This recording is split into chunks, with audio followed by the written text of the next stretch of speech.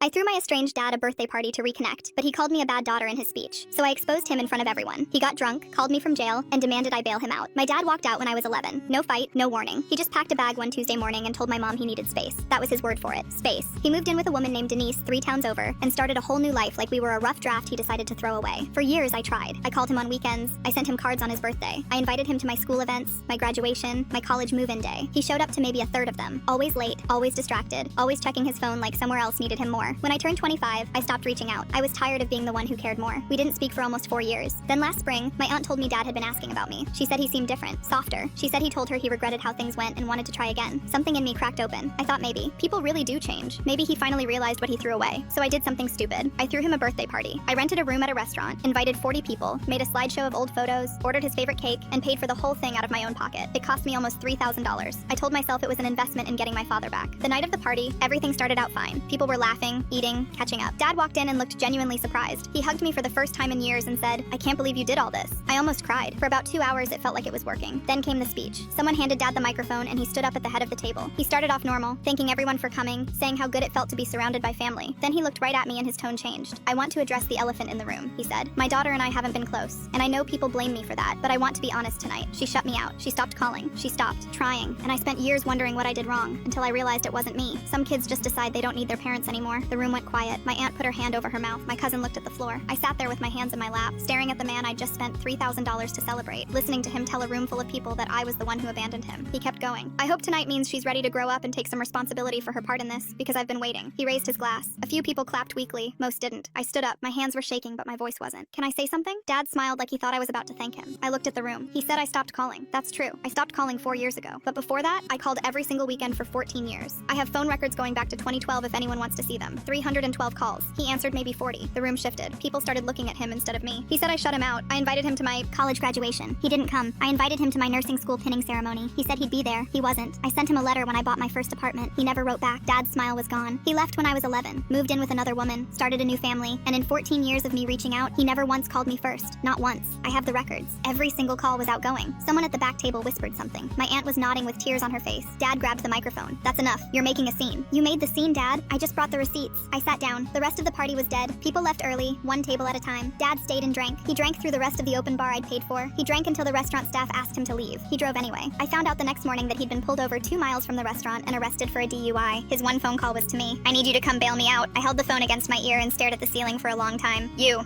just told a room full of people that I was the bad daughter, that I abandoned you, that I needed to grow up. I was upset. I'd been drinking. You embarrassed me. I threw you a $3,000 birthday party because I thought you'd changed. You used the microphone to blame me for everything you did, and now you want me to bail you out. You're my daughter, and you're my father, but only when you need something." I hung up. He called back twice. I didn't answer either one.